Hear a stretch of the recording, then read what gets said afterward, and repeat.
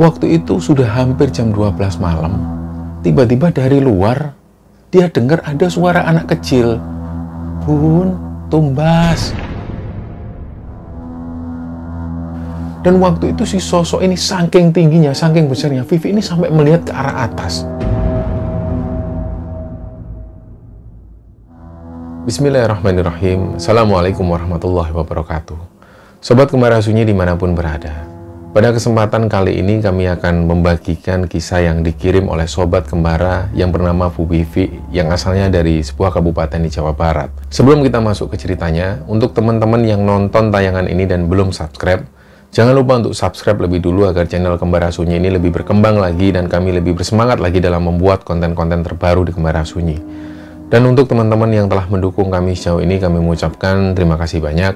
Semoga amal kebaikan teman-teman dibalas kebaikan berlipat oleh Allah Subhanahu wa Ta'ala.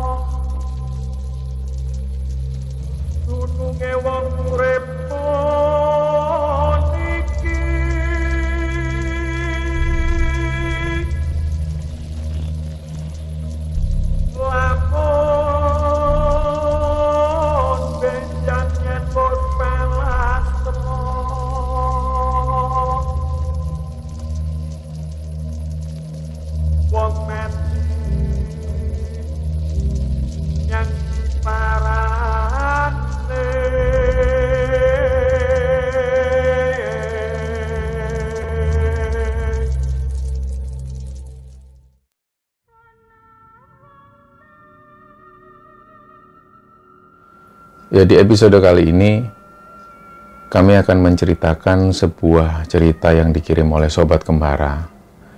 Jadi beliau ini minta namanya disamarkan. Kita sebut saja namanya Bu Vivi. Usia Bu Vivi saat ini 52 tahun dan beliau tinggal di sebuah kabupaten di Jawa Barat. Jadi tanpa mengurangi rasa hormat untuk nama Bu Vivi ini, selanjutnya kita akan sebut dengan Vivi. Jadi Vivi ketika di masa kecil, pas waktu Vivi ini tinggal di sebuah kabupaten di Jawa Barat itu, Vivi ini adalah keturunan dari Tionghoa. Dan kebetulan neneknya masih beragama Buddha. Jadi waktu itu, di antara cucu-cucu yang lain, Vivi ini masih ingat, dia yang paling disayang sama neneknya itu. Kemana-mana selalu diajak. Nah, sampai kemudian dia sadar bahwa neneknya ini menitipkan sesuatu pada diri Vivi. Jadi sesuatu itu bukanlah senjata atau apa, ternyata neneknya ini sengaja ngasih satu sosok. Sosok ini perempuan Cina, dan dia pakai baju tradisional Cina warna merah yang selalu menemani Vivi. Nah, harapannya neneknya waktu itu supaya Vivi ini ketika ada orang jahat yang mengganggu Vivi, maka sosok ini akan maju lebih dulu. Misalnya ada orang yang mau menyantet Vivi di kemudian hari, maka sosok ini yang akan maju lebih dulu. Jadi Vivi tahu belakangan sosok yang menjaga dirinya ini, dia pernah ketemu dengan sosok ini. Sosoknya perempuan Chinese, rambutnya sebahu, kulitnya putih, dan dia selalu pakai baju tradisional Cina warna merah itu. Nah, berjalannya waktu, kemudian neneknya ini pun meninggal. Singkat cerita, Vivi ini beragama Islam, dan dia pun menikah, dan beberapa tahun kemudian ternyata ada satu sebab yang membuat suaminya ini meninggal. Nah, sampai beberapa tahun kemudian, tepatnya di tahun 2021, Vivi kembali lagi menikah dengan seorang pria yang kita sebut namanya Mas Joko. Mas Joko ini asalnya dari Pemalang, Jawa Tengah. Profesi Mas Joko ini adalah seorang supir bis antar provinsi. Nah, ketika Vivi ini menikah dengan Mas Joko, di awal-awal itu mereka masih tinggal di Jawa Barat itu. Dan gak lama kemudian, Mas Joko ini bawa Vivi menuju ke rumahnya yang ada di Pemalang. Begitu sampai di Pemalang, Vivi ini sempat kaget. Karena pas waktu tinggal di Jawa Barat, rumah Vivi ini ada di pinggir jalan. Jadi bisa dikatakan masih rame lah. Nah, tapi begitu sampai di Pemalang, ternyata rumah Mas Joko ini lokasinya sangat pelosok sekali, jauh dari keramaian. Di situ Vivi ini sempat kaget, ternyata rumahnya nggak di pinggir jalan. Mas Joko sendiri belum pernah cerita tentang rumahnya. Jadi begitu sampai di sana, dia sempat kaget. Rumah Mas Joko ini jauh dari pemukiman warga dan hanya ada satu rumah, yaitu rumahnya Mas Joko. Dan bangunannya waktu itu hanya terbuat dari bilik bambu. Sedangkan atapnya itu terbuat dari seng yang waktu itu sudah banyak sekali yang berkarat. Nah, jadi bukan masalah bangunannya yang terbuat dari apa, tapi yang dipermasalahkan Vivi waktu itu rumahnya ini jauh dari keramaian. Jadi dia belum terbiasa tentang hal itu. Apalagi dia tahu bahwa profesi Mas Joko ini adalah supir bis antar provinsi, di mana dia pastinya sering ditinggal. Nah, begitu sampai di sana dia ngelihat di samping rumah itu ada rimbunan pohon bambu. Yang pohon bambu ini saking lebatnya sampai menyentuh atap rumahnya Mas Joko itu. Sedangkan di depan rumah Mas Joko ada lapangan bola yang nggak cukup besar. Dan di samping-sampingnya lagi ini nggak ada lagi bangunan rumah. Nah, begitu dia tinggal di sana, jelas dia ngerasa takut. Karena dia nggak pernah sebelumnya tinggal sendirian di sebuah lokasi yang jauh dari keramaian. Karena dia terbiasa tinggal di keramaian pada saat di Jawa Barat. Nah, awal-awal itu Mas Joko masih menemani. Sampai kemudian Mas Joko ini kembali lagi berdinas. Dia jadi sopir antar provinsi dari Jogja menuju ke Kuningan. Nah, disinilah Vivi mulai sendirian. Di awal-awal itu memang dia merasa takut. Apalagi pada saat hujan. Pada saat hujan deras, ranting-ranting pohon bambu yang dari atas ini berjatuhan. Jadi karena atapnya ini seng, suaranya itu sangat keras sekali. Dang, dang, dang, dang. Nah, ketika ada angin kencang, pohon-pohon bambu yang saling bergesekan ini menimbulkan suara yang menyeramkan. Krak, krak. Nah, itulah yang terjadi. Di awal-awal memang Vivi merasa takut. Nah, satu malam, pas Mas Joko ini lagi kerja, Vivi sendirian di rumah. Malam itu sekitar jam setengah 12 malam, Vivi kebangun karena mau buang air kecil. Nah, dia pun jalan pelan menuju ke belakang. Tapi waktu itu dia heran, loh kok lampu dapur ini kok kayak mati. Biasanya dapur ini masih disinari lampu yang dari toilet. Tapi waktu itu dia ngelihat suasana di dapur dan di area belakang itu gelap. Nah, akhirnya Vivi mengira mungkin mati lampu. Tapi kok yang lain ini di depan kok masih nyala lampunya. Dia jalan pelan dan waktu itu dia pegang dinding-dinding yang terbuat dari bambu itu. Begitu dipegang, tangannya ini ngerasa kayak ada benda-benda yang lunak. Nah, dari situlah dia kaget, dia balik lagi ke kamar, ambil HP, dan cobalah di senter. Ternyata begitu lampu HP ini nyala, dia kaget. Di dinding-dinding bilik bambu itu banyak sekali cacing-cacing yang ukurannya itu besar-besar, seukuran jari orang dewasa. Dan sangat banyak sekali nempel di bilik-bilik bambunya. Nah, inilah yang membuat suasana di dapur itu gelap, karena menutupi celah-celah bilik bambu itu. Nah, melihat pemandangan itu, otomatis Vivi kaget. Kok bisa ada kayak gini? Jadi dia nggak sempat telepon suaminya, langsunglah otomatis waktu itu Vivi ini teriak, "Ya Allah, astagfirullah, Allahu Akbar, la haula wala quwata illa billah." Nah, anehnya seketika itu juga, cacing-cacing yang tadinya nempel, tiba-tiba menghilang dengan sendirinya. Barulah keesokan harinya, dia hubungilah suaminya, dia ceritakan semua, dan pas waktu suaminya ini pulang, suaminya ini cerita. Jadi waktu itu, Mas Joko ini minta maaf, karena Mas Joko belum cerita banyak hal kepada Vivi. Ternyata menurut keterangan Mas Joko, warga di sana ini beberapa di antaranya masih banyak yang punya sifat iri. Jadi kalau ada tetangganya yang punya kesenangan baru atau mungkin dia dapatkan rezeki baru, banyak orang-orang ini yang iri dan selalu mengirimkan hal-hal semacam itu. Nah, menurut Mas Joko, mungkin karena Mas Joko dan Vivi ini baru menikah dan mereka itu mungkin iri dengan kebahagiaan mereka. Nah, jadi Mas Joko menjelaskan itu ke Vivi. Vivi sendiri juga merasa aneh. Padahal dia sendiri nggak pernah ganggu siapapun. Nah, dari kejadian itu Mas Joko ini sempat ngomong ke Vivi, sudahlah setelah ini kamu nggak usah keluar-keluar, di rumah aja. Apalagi di sini ini mau bergaul sama siapa, toh jauh dari keramaian. Nah, di awal-awal bulan, Vivi ini masih tetap diam di rumah. Dia menuruti kata-kata suaminya itu. Tapi lama-kelamaan, dia pun juga ngerasa bosen. Jadi pas 3 bulan dia tinggal di sana, mulailah Vivi ini pergi ke pasar. Jadi dia belanja sembako dan lain sebagainya. Rencananya Vivi ini akan buka toko kelontong kecil-kecilan di rumahnya. Jadi uang-uang kiriman dari suaminya itu dikumpulkan dan cukup untuk modal buka toko kelontong ini. Nah, mulailah toko ini dibuka. Satu persatu warga mulai berdatangan dan Vivi mulai kenal dengan warga-warga yang ada di sana. Nah, dari situlah kemudian Vivi menjalankan usahanya itu. Dan nggak sampai 3 bulan, Vivi sudah bisa merenovasi rumah pelan-pelan. Bilik-bilik yang tadinya terbuat dari bambu ini diganti dengan dinding gipsum.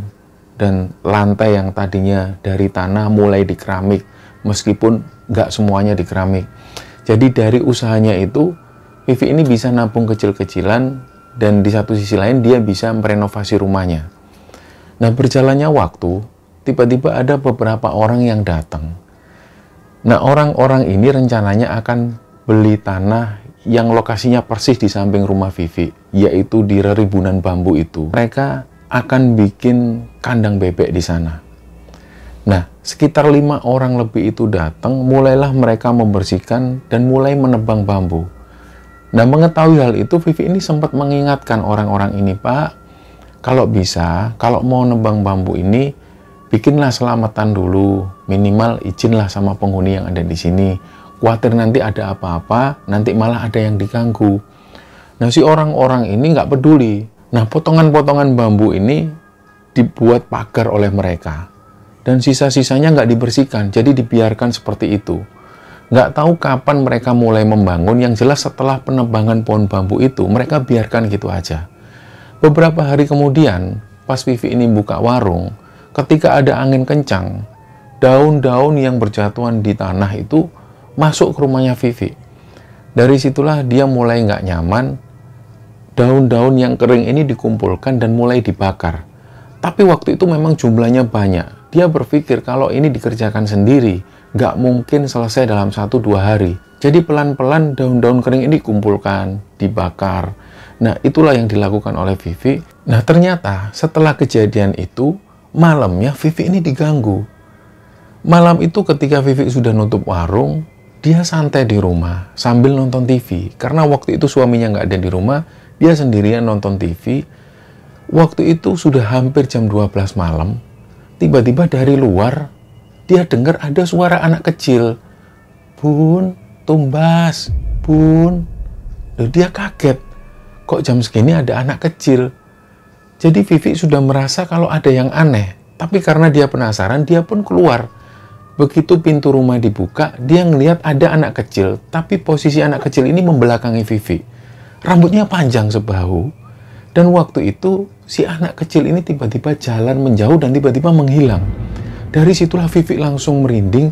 Dia masuk rumah lagi, ditutup. Dan langsung dia menghubungi suaminya. Nah, ternyata keesokan harinya, seperti biasa, Vivi ini buka warung. Dan waktu itu masih banyak daun-daun kering yang berserakan, seperti biasa dikumpulkan dan dibakar. Nah, malam harinya, Vivi ini nonton TV lagi. Waktu itu nggak sampai jam 11 malam, tiba-tiba dari arah luar dia dengar ada yang manggil-manggil. Bun, bun. Karena Vivi sudah takut kejadian yang semalam itu, dia nggak berani keluar. Jadi dia cuma ngintip dari jendela, begitu dilihat ternyata di depan ini nggak ada apa-apa. Tapi begitu Vivi noleh ke arah rimbunan bambu yang sudah dipotong itu, dia ngelihat ada sosok perempuan, dan sosok perempuan ini pakai baju putih panjang. Dia ini kayak berdiri, tapi juga kayak melayang. Dari situlah Vivi sudah nggak memperhatikan seksama, ditutup lagi lah jendela, dia langsung masuk kamar dan tidur. Keesokan harinya, dia ceritakan hal ini ke suaminya. Jadi waktu itu pesan dari suaminya, ya sudah, malam kamu nggak usah tidur terlalu malam, langsung aja tidur. daripada nanti banyak gangguan-gangguan. Dia sendiri masih nggak tahu kenapa kok ada gangguan semacam ini. Jadi beberapa hari kemudian seperti biasa, karena daun-daun kering ini masuk ke rumah Vivi, seperti biasa Vivi ini disapu daun-daun itu dan dikumpulkan lalu dibakar. Nah, waktu itu masih banyak daun-daun kering ini yang berserakan. Sementara orang-orang yang tadinya membeli tanah ini yang mau membangun kandang bebek ini belum juga datang. Jadi sambil menunggu waktu, Vivi ini membakar daun-daun kering ini. Nah, malam harinya Vivi ini tidur. Dia tidur seperti biasa dan tiba-tiba dia kebangun karena ada suara angin yang kencang sekali. Nah, saking kencangnya angin ini sampai membuat bangunan rumah Vivi ini agak goyang. Jadi seng-seng ini mulai berbunyi deg-deg-deg-deg. Gak lama kemudian dia dengar, karena waktu itu Vivi ini masih terbaring di tempat tidur, dia dengar dari luar itu pintunya ada yang dobrak, peruak. Dan gak lama kemudian dia dengar ada suara langkah kaki yang suaranya itu besar banget. Glam, dak. Dan suara sosok ini mengarah ke arah kamarnya Vivi. Gak lama kemudian pintu kamar Vivi ini didobrak lagi, peruak. Barulah di sini Vivi ngelihat ada sosok tinggi besar. Matanya itu hijau menyala. Dia ini cuma pakai kain yang ditutupkan di arah kemaluannya.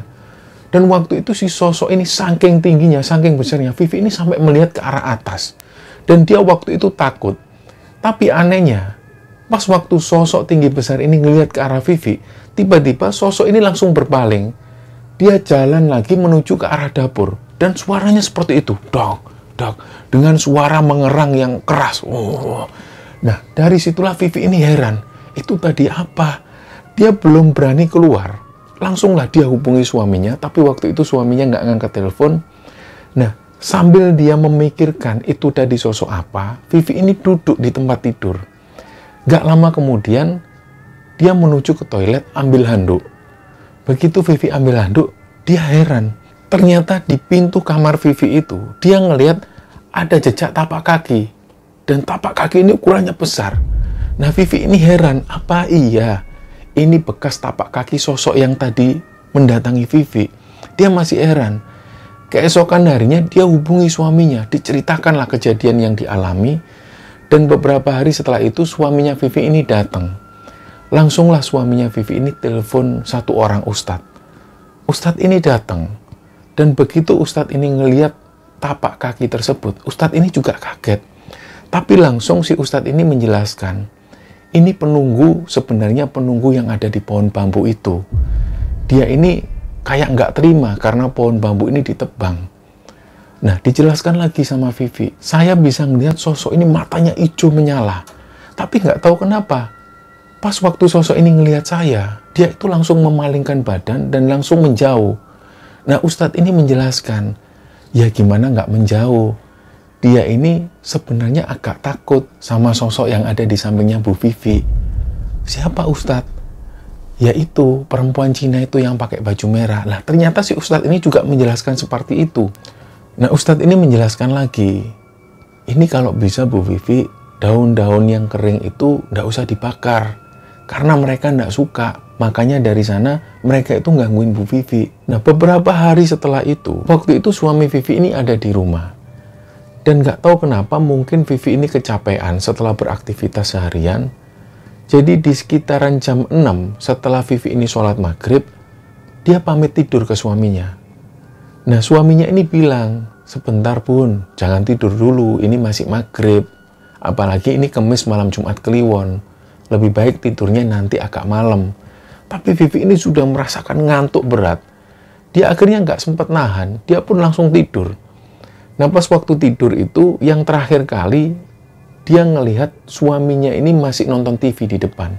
Jadi Vivi tertidur pulas, dan nggak tahu jam berapa, dia itu tiba-tiba kebangun. Vivi kebangun, tapi waktu itu dia ngerasa aneh, karena badannya ini nggak bisa digerakkan. Jadi yang waktu itu bisa digerakkan cuma mata dan juga mulutnya Vivi. Jadi dia langsung teriak-teriak ke suaminya, Pak, tolong Pak, tolong Pak. Suaminya pun datang menghampiri, loh kenapa Bun? Ini badanku nggak bisa digerakkan Pak. Sumpah demi Allah Pak, badanku nggak bisa digerakkan. Nah, karena khawatir ngelihat kondisi istrinya seperti itu, suami Vivi ini langsung menghubungi sang ustadz. Jadi begitu Ustadz ini datang, Ustadz ini pun langsung membacakan ayat-ayat suci. Dan gak lama setelah itu, badannya Vivi ini sudah bisa digerakkan. Suaminya Vivi tanya ke Ustadz tersebut, "Kenapa ya Ustadz, kok istri saya kok bisa kayak gitu? Kok badannya gak bisa digerakkan?" Lah Ustadz ini menjelaskan, jadi waktu itu banyak sekali sosok-sosok yang megang kaki dan juga tangannya Vivi, yang membuat akhirnya Vivi ini gak bisa gerak. Dan sosok-sosok ini berasal dari pohon bambu itu. Jadi ternyata sosok-sosok yang menghampiri Vivi waktu itu sebenarnya pengen kenal dengan sosok yang ada di sampingnya Vivi, yaitu sosok perempuan Chinese yang pakai baju tradisional merah itu. Nah, setelah mendengar hal itu, akhirnya Vivi ini sudah mulai membiasakan diri. Sampai-sampai Vivi waktu itu sudah nggak lagi takut dengan kehadiran mereka. Jadi pas waktu suaminya Vivi ini kerja, Vivi ini masih mengalami kejadian-kejadian aneh. Waktu itu ketika malam hari, pas waktu Vivi ini nonton TV, tiba-tiba gagang pintunya ini ada yang mainkan, cek cek cek cek cek cek cek cek. Begitu dibuka, nggak ada siapa-siapa. Nah, di malam selanjutnya ada lagi kejadian-kejadian yang ganjil. Lagi-lagi pas waktu itu Vivi berdiam diri di rumah, dia nggak bisa tidur, dia nonton TV. Dan pas waktu si Vivi ini nonton TV, kayak seolah-olah ada yang mondar-mandir di belakangnya Vivi. Begitu dia noleh, ternyata nggak ada siapa-siapa. Nah, dari situlah Vivi ini sudah mulai membiasakan diri. Mungkin sosok-sosok yang ada di sana ini pengen kenal dengan sosok yang mendampingi Vivi. Nah, berbulan-bulan kemudian, Vivi ini sudah semakin terbiasa dengan kehadiran mereka. Bahkan sampai pada satu saat, Vivi ini merasa terbantu. Suatu ketika, Vivi ini sempat batin dalam hatinya. Ada satu pelanggan Vivi ini yang sudah lama nggak datang ke warungnya. Waktu itu Vivi ini sempat batin, kok lama ya Bu Jum ini nggak kesini. Nah, ternyata sore itu tiba-tiba Bu Jum ini datang. Dan kejadian semacam itu sering dialami oleh Vivi. Jadi pas waktu ada pelanggannya ini yang nggak datang, dan dia merasa kesepian, nggak ada teman ngobrol, Vivi ini batin dalam hatinya, kok lama ya si orang itu nggak kesini. Ternyata nggak lama kemudian, orang yang dibatin Vivi ini datang. Nah, inilah yang menjadikan Vivi semakin terbiasa tinggal di sana. Akhirnya Vivi pun mulai terbiasa dengan hal semacam itu. Nah, sampai pada satu ketika Vivi pun mulai kerasan tinggal di sana. Nah, cerita inilah teman-teman yang dibagikan oleh Vivi kepada Kembara Sunyi. Dan kami mengucapkan terima kasih kepada Bu Vivi yang telah membagikan cerita ini kepada Kembara Sunyi. Semoga kisah ini bisa menghibur teman-teman sekalian. Terima kasih, mohon maaf kalau ada salah-salah kata. Wassalamualaikum warahmatullahi wabarakatuh.